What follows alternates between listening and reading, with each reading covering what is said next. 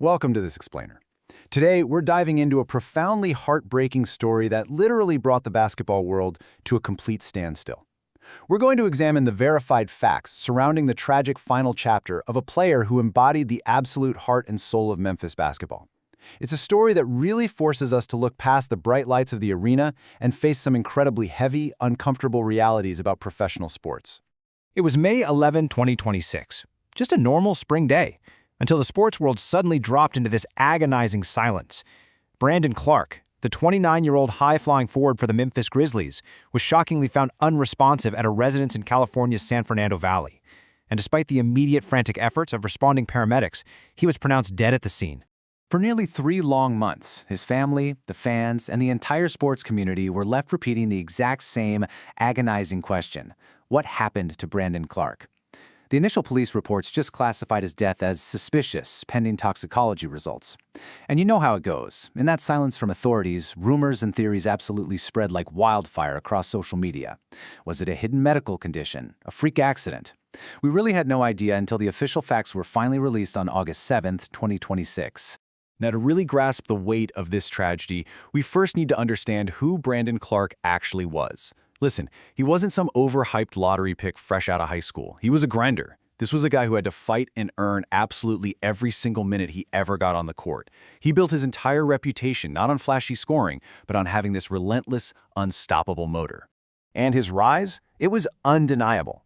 After transferring from San Jose State to Gonzaga, Clarke just exploded onto the national scene.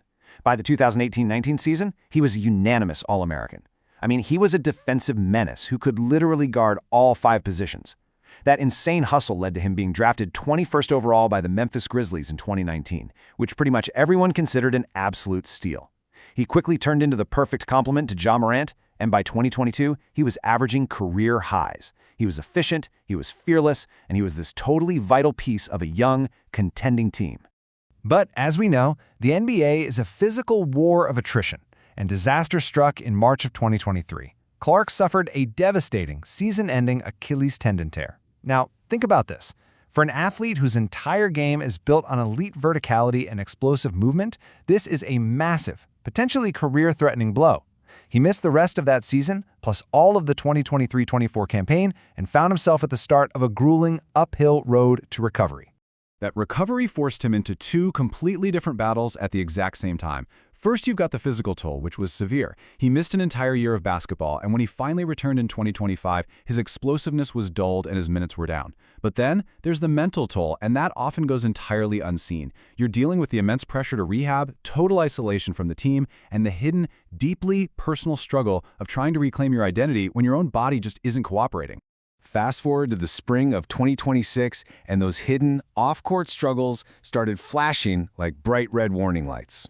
Just weeks before his death, Clarke was arrested in Arkansas.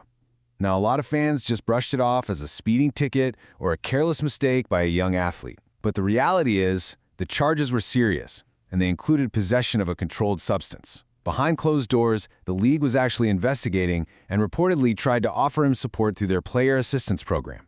But, as is so often the case when someone is battling personal demons, actually accepting that help is the hardest hurdle to clear.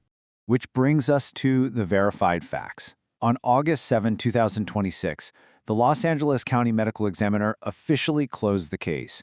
That finally ended those agonizing months of limbo and gave the sports world the devastating answers everyone had been waiting for.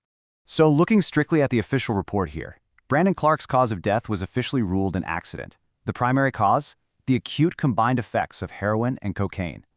The medical examiner also pointed out a significant contributing condition, which was the presence of multiple prescription medications.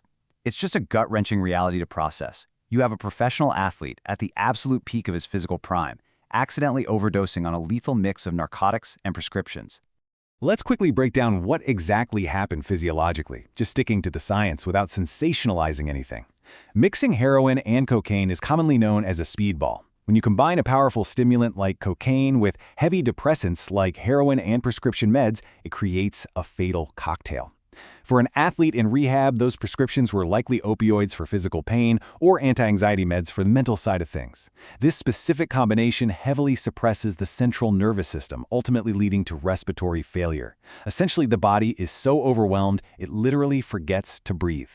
And this whole tragedy exposes something that is hiding right in plain sight, the invisible pressure cooker of professional sports. Think about it. Brandon Clarke was a multimillionaire playing for a top-tier organization. He had access to the best doctors, elite medical trainers, the finest support staff money can buy. And yet, he still slipped through the cracks. He still felt this desperate compulsion to turn to dangerous street drugs just to cope. Right after these findings came out, the Memphis Grizzlies released a deeply heartbreaking statement. They reminded everyone that Brandon was more than a player, he was a son, a brother, and a friend.